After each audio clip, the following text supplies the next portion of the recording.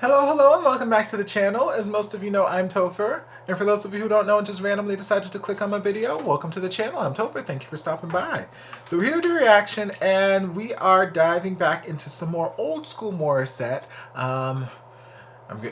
It took me a little bit longer to get through this list than I thought it was going to, but you know, life showed up and things, I got distracted. But if you remember a few months back, I made mention that I was going to do a top 10, top 5, whatever list of Morissette performances on the Wish Bus, and I asked for your recommendations of what her Wish Bus performances were that I hadn't seen yet, and gave you guys my playlist, my Morissette playlist, so you guys could go look. And I'm almost done with the list of songs that you guys gave me. I think I have like 2 or 3 more left. We'll wait and see. But one of them was her performing Chandelier on the Wish Bus. Now, I've seen her perform Chandelier on, I think, a Wish concert with Darren Espanto, but I haven't seen her on the actual Wish Bus performing Chandelier. So we're just going to dive on in and see what amazingness she does with it, because she's amazing. If you would like to see more of this, click here to subscribe. We cannot wait to hear you sing, of course, live here inside a Wish 107.5 bus. Oh, there's actually someone else on the bus.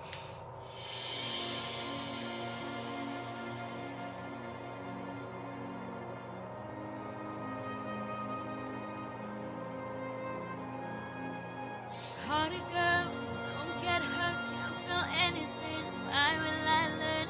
I push it down, I push it down.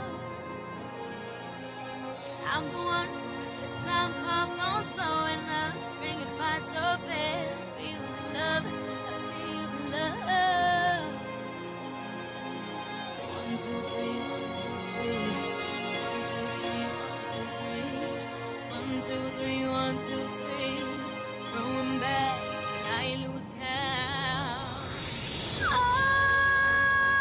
I'm gonna swing from the chandelier, from the chandelier. I'm gonna live like tomorrow doesn't exist, like it doesn't exist. Come on, Squeak.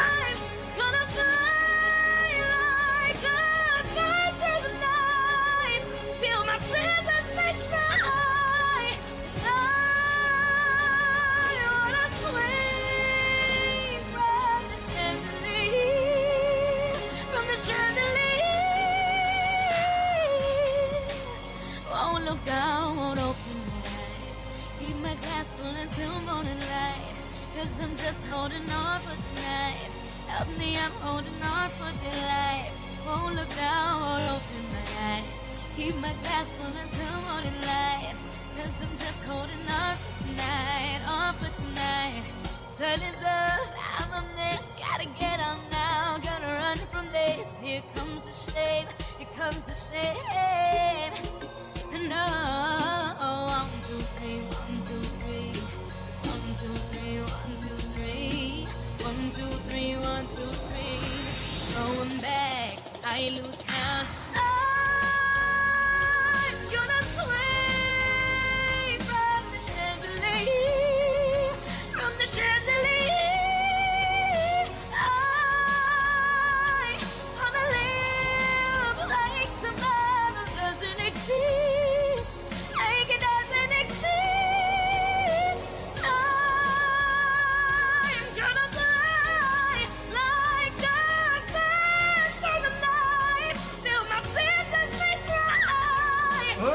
That was a nice vocal break.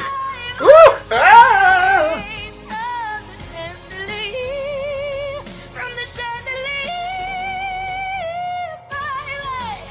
Won't look down, won't open my eyes. Keep my glass full until morning light. Cause I'm just holding on for tonight. Help me, I'm holding on for tonight. Won't look down, won't open my eyes. Keep my glass full until morning light. Cause I'm just holding on for tonight, on for tonight, on for tonight. Cause I'm just holding on for tonight. And I'm just holding on for tonight, on for tonight, on for tonight. I'm gonna swing from the chandelier.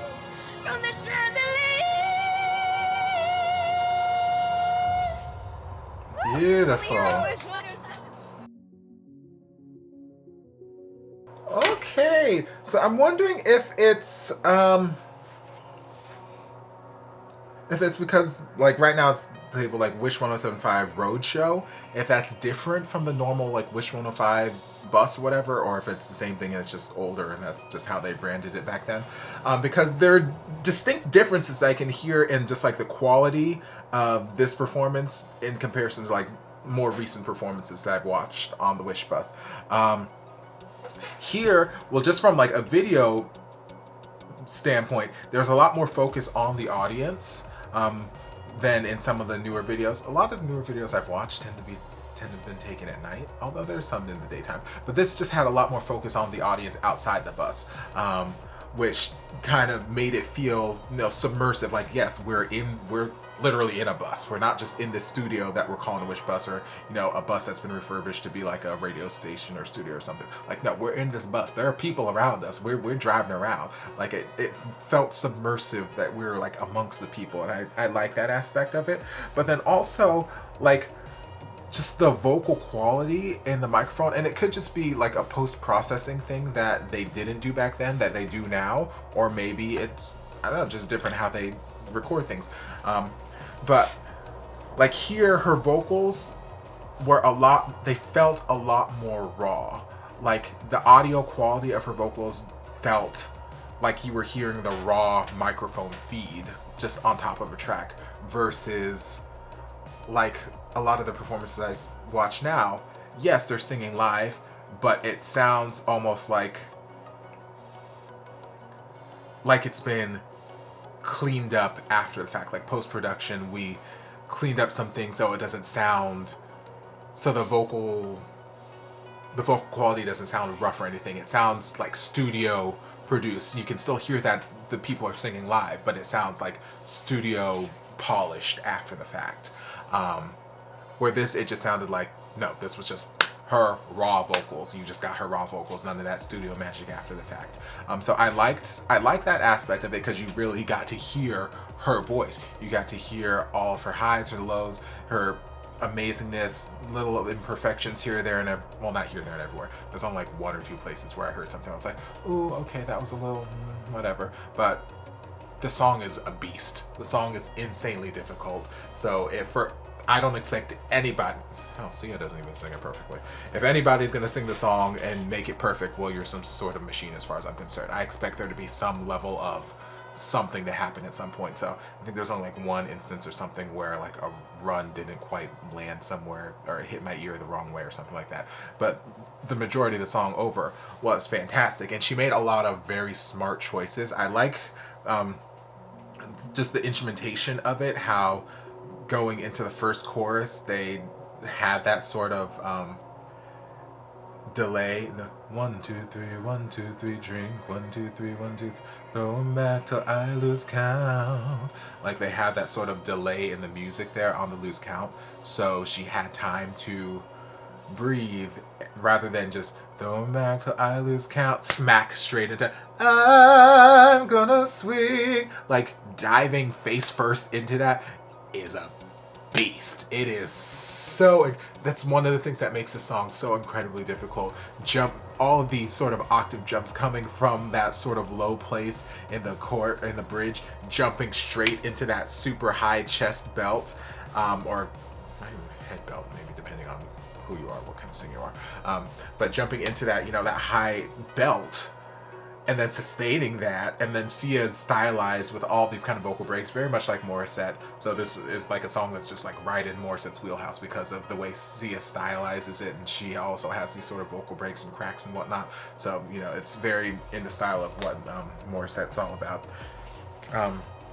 But it's just so incredibly difficult to do all these octave jumps and then all these vocal breaks, all these inflections, and just to have the stamina to sustain it. So it is a beast of a song. It is not for the faint of heart. I'm not surprised that Mori can do it. I mean, like I said, I've heard her do it with Darren Espanto, and Morissette's a beast, so I'm not surprised that she can do the song. But yeah, she made a lot of very wise choices. That was one of them.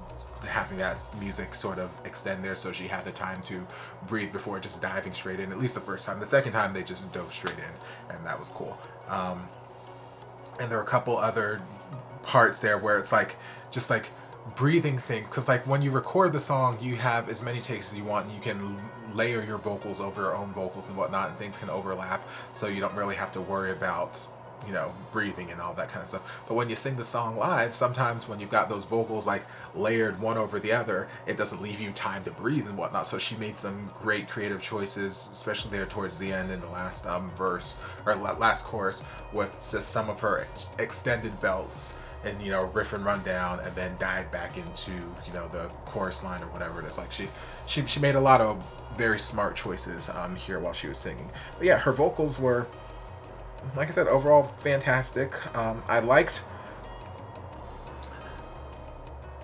mixed. I liked and I kind of didn't like.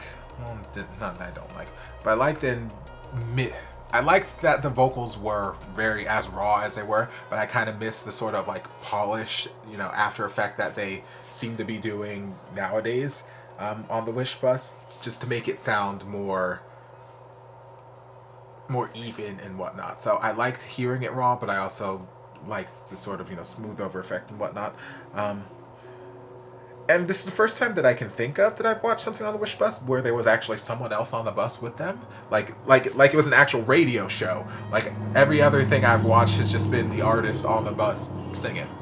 And, you know, sometimes we'll pan out and see the audience and whatnot, but it's just the artist on the bus singing. It's the first time I'm actually seeing someone else on the bus with their, like, as though she was doing an interview just before this, which is why I'm thinking, like, maybe because it was labeled the Wish 1075 Roadshow, maybe that's just like the style or the layout of how they do the roadshow versus the normal Wish 1075 performances. I don't know. You guys can let me know.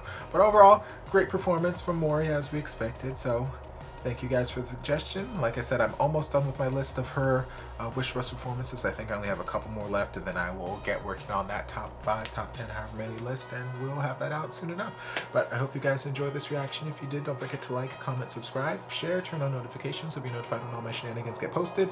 If there's anything else you'd like me to react to, be sure to leave it down in the comments, and I'll get to it as soon as I possibly can.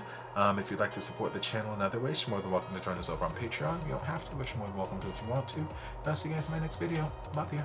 Mwah. And before you guys go, a shout out to my amazing patrons. I can't begin to express how thankful I am for your support.